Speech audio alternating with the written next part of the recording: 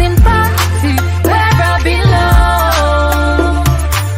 You're the reason why I'm singing this song. But I did you no wrong. But you broke my heart. I'm going back to... Hi guys, I'm Sam and we're GhanaBound, and today I'm not showing you a property. Today I've decided to just talk with you guys, because you know a lot of people are out there thinking about the move back to Ghana. Some may be romanticizing the move back to Ghana. Some of you may be fully aware, but you know, it's always a moving target here. Things shift all the time. If you'd asked me maybe a year ago, Ghana's energy sector was very stable. I hadn't had the lights out. I mean, the generator was not even used. It's still brand new. But now, when you look at Ghana at this time, it's a little bit more challenging than we first got here. So as you might be hearing, the cost of living in Ghana, I think it's a world thing, is going up. It's crazy. I could give you an example. Maybe when we first started our build, a trip of sand, I believe, was about 800 cedis. Now you're looking the other side of 2,000 cedis for that same trip of sand, if you're not lucky. That's just one example. The lights in Ghana right now, we're having a situation, it looks like Dumso. Apparently it's not Dumso. If you don't know what Dumso is, that's light on, light off. It used to be an issue with capacity, but now we're being told, no, we have the capacity, but I think it's a cash problem. I think this whole IMF debt situation is having a problem, or creating a problem now that we on the ground are seeing as tangible. Our lights over the last month, I would say, we have light off every single day. What's light off, for you that don't know? It's power outages. Now these power outages in our particular area are not for a few minutes. In our area we're having 12 hours of light, of electricity, and then another 12 hours without electricity. So 2 days in the week it's in the morning, and 2 days in the week it's in the evening. So right now we've had no electric all day, and I have got power back up, but it only lasts for 6 hours. So that's the challenge. Do I have enough money to add batteries? Well, it's a solar system, and my solar system is just old enough that I cannot simply add more batteries to the pack. I would have to buy a whole set now that would last me for 12 hours under my current consumption. So it's a bit of a challenge. We knew this when we got here. But hey, it is challenging, and you are in a developing country. So I'm not for a second sitting here and whining, because it's not going to do anything. You've got to be on that mindset of, okay, how are we going to find a solution? I will be adding to our electricity backup shortly, if we make enough money quick enough. But they say this could be over in a few days, but it has really highlighted the fact that these solutions need to be in place earlier. Today's video is brought to you by Kuro Africa. It's a complete game changer for anyone who wants to invest in Ghana.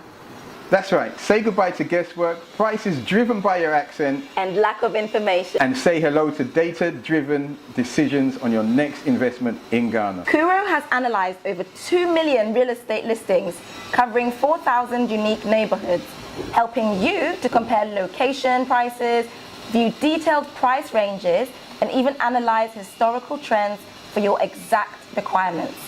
You can even convert prices into major Western currencies right there in the tool. It's not only the data. Kuro has vetted featured properties that you can inquire about and view quickly their price against the rest of the market with the price indicator feature.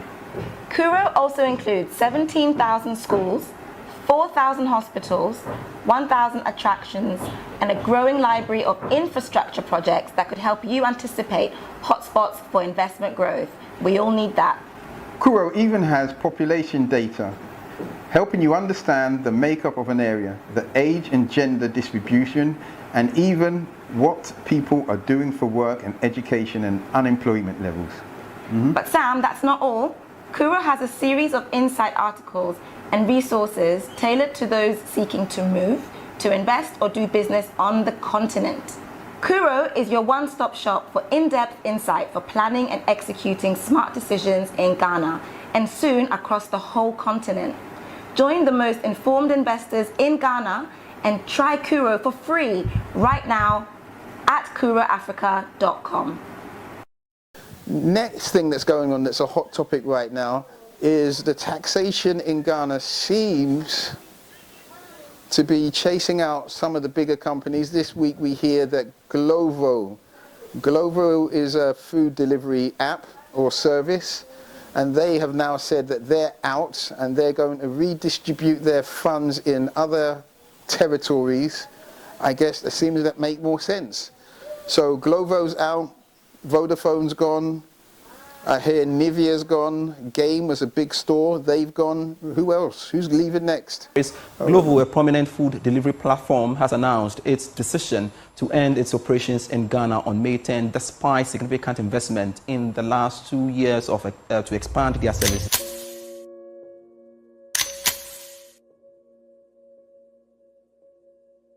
First, it was Dark and Lovely, Nivea Ghana, Game Shopping Center, Vodafone, and now it is Glovo that is shutting down operations in Ghana due to profit margins. Is it a mere coincidence, or does Ghana have a problem with international brands? Or Glovo has a peculiar problem? This video will explore the reasons why Glovo is shutting down its Ghana operations, and who will be affected, and also the opportunities this situation... Bolt, Uber, does it make sense for you guys? Who knows? But on the topic of tax, yesterday, the Ministry of Finance, or sorry, let me not get this wrong, it was announced that they are going to introduce or reintroduce something that's locally known as the Boga tax. So if you're coming from abroad, potentially you will be taxed for your income that is made outside of the territory of Ghana if you stay here for over 180 days. Now, we do know that there's double tax laws, and they haven't explained any deeper than this is what they plan to do. So it'll be another interesting one to see. I mean, I'm going to give our guy the tape, and you should be able to see the clip that I've seen. Clearly defined measure to replace the 1.8 and beyond. So the measure that we put in place is a compliance measure on foreign income of resident Ghanaians, please, resident Ghanaians. Okay. This measure is already in the law, as Minister said, so it is not a new measure. The difference is that its implementation and application has not been implemented effectively. So in order for us to implement this measure, we have gone through with the aid and assistance of the OECD, gone through credible and sustainable processes and structures to ensure that when we implement this measure, the sustainability of this measure is going to go beyond 2024 in our revenue numbers. So this is the measure that, together with GOG and our mother ministry, the Ministry of Finance, is going to take place, or is going to replace the VAT on electricity. And we're not hopeful, we're confident on the sustainability of this measure and its credibility to replace the 1.8 billion. Thank you very much. Ghana Revenue announced a voluntary disclosure opportunity for taxpayers to declare their foreign income accounts within 3 months starting from May 1st, 2024. Taxpayers who comply will have the interest on their accounts waived. And we're back. What did you make of that? That's what they say they're going to do. Does that take into consideration that people are taxed abroad? Does that take into consideration that maybe not all the buggers have millions and millions and millions stacked around just sitting there? I don't know. We all don't know. But it's something that they mean to reinstate, or I think they use the term, it's a law that's there but it's not been implemented. So they mean to implement this Boga tax.